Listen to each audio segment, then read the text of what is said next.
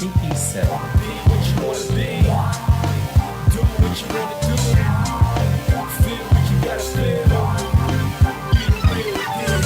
It's about reinventing ourselves when we feel stuck. We all want that breakthrough. But how do we get there?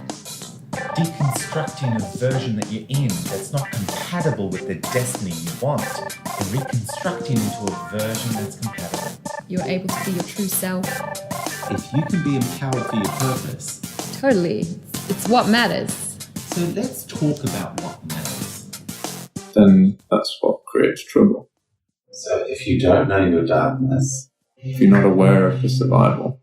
you don't have the perspective of what's really going on, then the scary part is it can take over you, push you, hold you there. That to me is an evil state existing because you're being deceived out of everything that you are and everything that can be and held through that deception in a place that deprives you of all the reasons why you exist. Why does that exist? Why does that state exist? Create balance. Yeah, I think it is balance. I think it's all well and good to want to expand into forever, but that concept wouldn't even exist if you're not expanding from a place that defines the journey, defines the action and the experience. Yeah, it's like if you weren't aware that death was a possibility, then would you really be able to live? Or would you have a discernment around what to value? That you're having life because there's a place where it does not exist and therefore you can value it.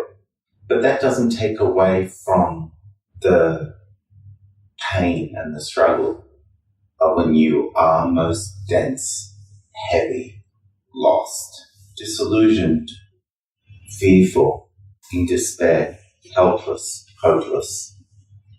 That state, as a human being, wow, we can downward spiral into that state and stay stuck there in a timeless, cruel vacuum. And as much as my passion has been to help people dissolve what holds them there or what's pushing them there, the free will of the individual can deny all support, all wisdom, which tells you sometimes you have to wonder, what is motivating our choices?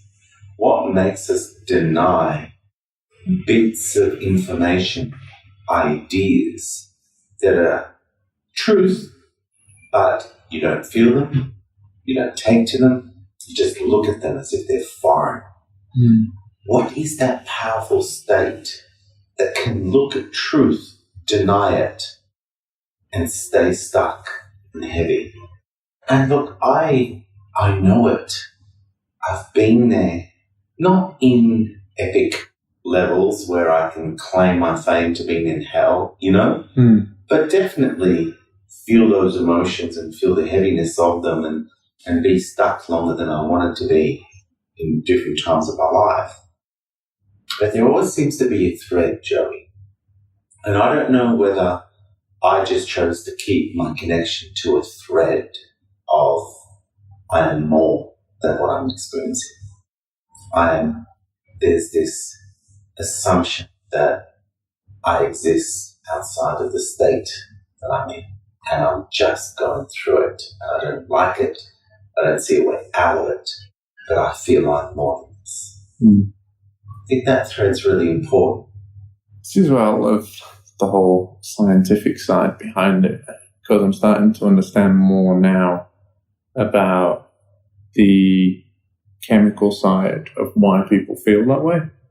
And it's like the real state of being, and being that feeling of enlightenment and helping people is like what's described as like being flooded with oxytocin, which is the the chemical that just makes you feel so good on a consistent level, just through constant doing things and being with people, and like that feeling of togetherness. Whereas obviously if our body is capable of producing oxytocin, we know that that state is possible. We know that that state is attainable. You know, if we put the biological body into perspective here, it's a vessel to exist in this environment, right? Which means our experiences in this environment, whatever our choices are in what meaning we create in the environment we're in, the body has to have the means to facilitate the experiences that are appropriate to what we believe is true. Which means if we believe love is true, then the chemicals of oxytocin, dopamine, serotonin, they're going to facilitate a cocktail of what we choose is real for us. And I just want to go back to honoring the dark, because the dark is something to run from. It's personified as a devil. Religions will make you so scared of it that even wanting to be curious of why it's there is giving into it. So for me, I have never in my life been hurt by sitting with the pure intent to understand why it's there. I have only benefited by appreciating what kinds of deceptions can create that state, and for me to be locked into it. But we're not raised to understand the contrast, the value of, you want light, maybe you just needed darkness to enjoy what the light is. We're not really embracing this wisdom, even though it's written in scriptures, even though it's written in poetry, even though every single sage and philosopher and preacher and teacher has espoused that yin and yang from the west to the east. We just, in our psyche, in our society, we don't seem to ingrain it and create a maturity in our relationships with that journey from dark to light, which is why even depression, the term we use when we're in the dark, down, below the ground, dark, it's stigmatized. It's like you're inadequate, there's something wrong with you. And so we're depriving ourselves of understanding ourselves in every way. And why do we do that? It's because from a very young age, we're told, and everybody around us behaves and models, that you judge, you run from, you fear the darkness. As a little boy, if you're in the dark, there's an assumption that you are not a part of the universe, and the darkness is the space just before the light comes. So it's get ready for surprises. It's not a twist on surprise and adventure. It's you're in survival, and the darkness means you can't predict where you're going to get attacked.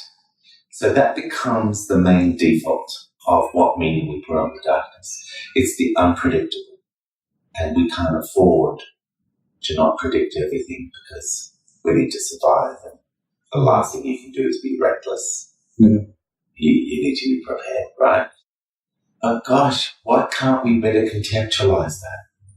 Why can't we be tuned in when darkness is we're in an environment with predators versus darkness in your own bedroom? Yet the brain doesn't even discern. We can have the same fear in a bedroom than we would in a jungle. We do that because we're the ones that are constantly deciding what environment we're in, irrespective of what environment we're in. I think it's where, again, I guess darkness just resembles something that you can't see, and doesn't necessarily mean you're actually dark. It just can mean something like a lack of education. like a lack of knowing. Like, for example, with health is a good one. It's like, let's say you're in poor health, whether it's an injury, an illness, a disease that's come about through years of abuse. We're so reliant on technology and other people to get us out of this dark spot, so to speak, that we're not even willing to look at the dark and really sort of embrace it and learn what it's all about, why it's happened, and educate ourselves enough to not only come out of it, but to understand why it's happened and how to stop it from happening again. So it's like, this is what I was going on about health before, is something that seems that you need to attain. Like, health is a medal that you have to achieve rather than something that's consistent. We're constantly searching for the quickest way to get to that medal. Once we've got the medal, that's it. And then we stop. And then it's another medal. Well, yeah, because we're losing the substance of why we're here, and we're stuck in the confetti, the celebration that we've achieved something of meaning. So we find a way to create a celebration for something. We lose sight that if we didn't build something from the heart out, then our achievements will always be empty. It's like what you and I were talking about previously, about a lot of people, especially the younger generation. You can ask them what do they want to be, and they'll say, I want to be a YouTuber, a YouTube star. But there's no value spoken in that process. You're just wanting the destination of being famous. But what gift, what value are you passionate about that then the YouTube vehicle helps? It plays a part in getting your gift, your value out there. And I think that for children and even adults to be desperate for fame, it's just simply indicative of not feeling loved enough, worthy enough. And then, you know what I think? I think it's like a counterbalance. The more you feel not so worthy, the greater the compensation to rescue you from it. So the darker you feel, the more of a star you need to feel to balance it out. So what is that? If you feel content, if you actually feel content with loving the people around you and just tuning into that and then being extraordinary, what is the core? Like we talk about this in the purpose hierarchy in MP7, step 5. It's like, well, you can only do that if you're emotionally well, right? And therefore, it's not about proving yourself anymore. It's about gifting your flow and honoring those around you as your equals to partake in the giving and receiving through that flow, right? But what does that create? Where does that take us? To me, it's just such a beautiful adventure. It innovates from a place of love, a place of possibilities, the thrill of experience. Not, I need to prove myself. I need to run away from my lack. I need people to love me because I feel unlovable yet. Or, I don't want to be loved. Like, what kind of an agenda that's loaded with, I need because I'm not enough. I need because I'm not enough. That intent doesn't seem to drive anyone anywhere without serious consequences. And that includes, even if you achieve something that was extraordinary and people went, wow, I'm going to buy that song. I'm going to buy that thing that you did, whatever. Then the person's committing suicide after they've changed the world, left a legacy. Why? Is it like, can't we gift this world something extraordinary, but be balanced and well within ourselves? Like we talked about, a lot of people create wonderful things, but it's the pain that made it possible because they were drawing on experience that was relatable. That's cool. I get that. But I think there's a responsibility to yourself to, yes, honor your pain, honor where you've come from. But when you're sharing the gift, have you found a place where you're healed and complete, where you've turned it into wisdom? Because what are you gifting people? Yes, you understand them. Yes, you understand what the dark is like. But I think the people that want to be understood, that the dark is a heavy, horrible place, would also appreciate that there's a way out. And you can represent the way out because you did it. There's many different ways of looking at it in terms of, and it is all perception based. I guess for me, like comedians as a perfect example of the darkness. Robin Williams for that most famous one. You know, such a talented, wonderful, gifted individual, beautiful human being, but achieved such fame and such stardom, caused him mass depression, unhappiness, yet is considered probably one of the funniest men in the world. Yeah. And creates so much joy and happiness. I wonder if he was running away from the darkness so that for some reason he allowed himself to see the funny side of life. But could he have taken it one step further and see the funny side of denying yourself peace and love? Because I believe, based on the work we do in EP7, the wisdom that allowed you to achieve and flow and create such value, that same wisdom applies in every context, which means I wonder if you did an empowerment assessment with Robin Williams, on Robin Williams, right, at his best in comedy, and then you deconstructed it down to this sublime belief system, exquisite.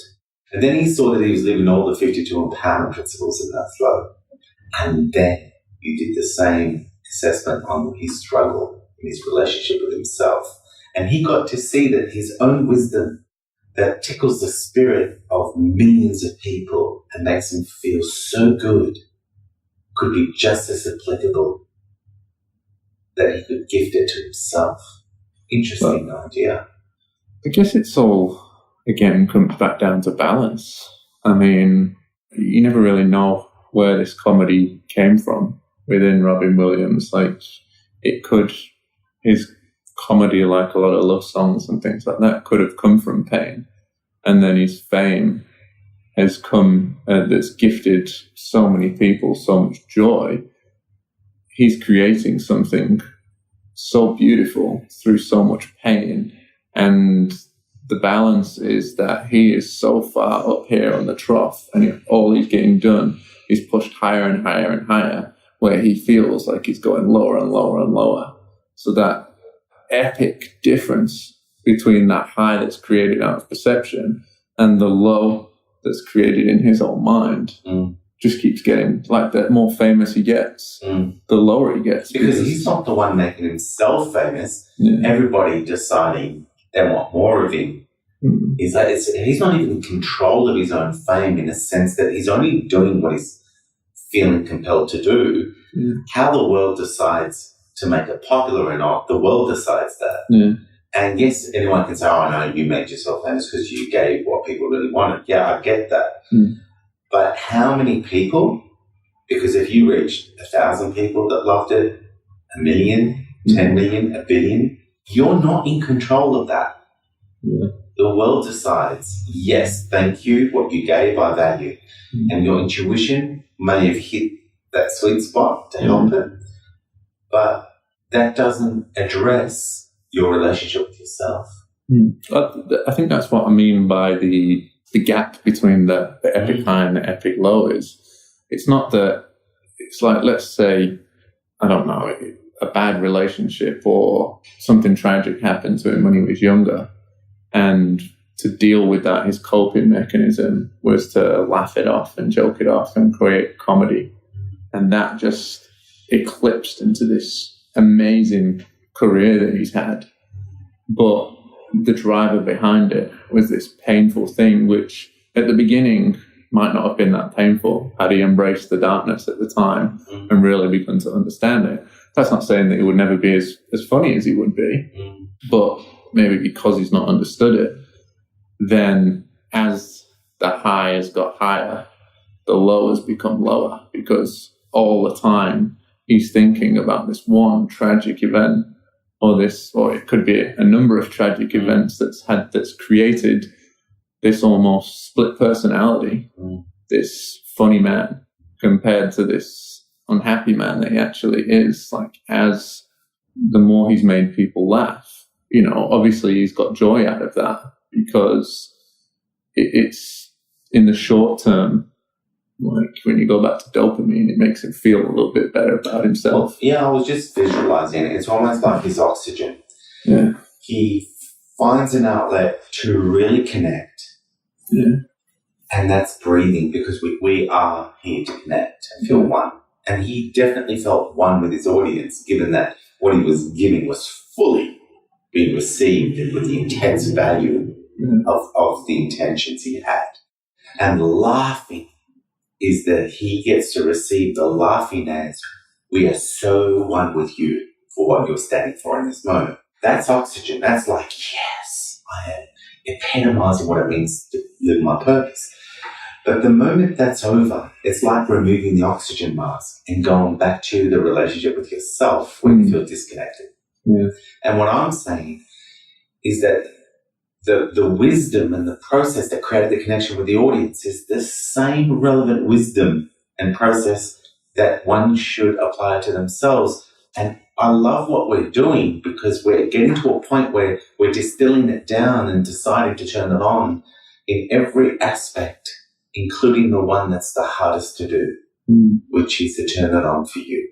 We need to wrap up because we're out of time. But it was good to talk about the value of the darkness. It is. I mean, I think I've understood it a little bit more now. I mean, it's funny. I think I can compare like Robin Williams and someone like Kevin Hart, for example, who's actually created a comedy show called Laugh at My Pain. But you can see that he's embraced the darkness more and understood it. And through that, he's still creating masses and masses of comedy, but he's doing something at the same time that's bigger than himself. I actually also like the show Real Rob on Netflix, because he makes fun of his own situation, trying to keep his movie star career going, and how he always has hang-ups around being good enough, and also having a wife, and how narcissistic he can get with his own PA, who's his mate. And he makes fun of himself, that he's in a situation where, life, he's trying to measure up. And I think that's, in many ways, I think that's therapy for him, to exaggerate. I would like to think he's exaggerating some of these things. But yeah, I think a light heart is a wonderful way. But when your heart is so heavy, getting to the light heart is hard. And I think, to finish up, I'd just like to leave anyone who's listening to this with the thread. When you're in your darkest moments, just hold on to one thread, which is, you are more than what you're experiencing. And just hold that space with curiosity, with humility, that in the darkness, let your light start to shine through that thread first. And it's going to be different for every person. But at some point, no one belongs in the darkness for long. We all belong there for meaning, but not for long. Anyway, bye for now. Let's keep the conversation going on the EP7 official Facebook page.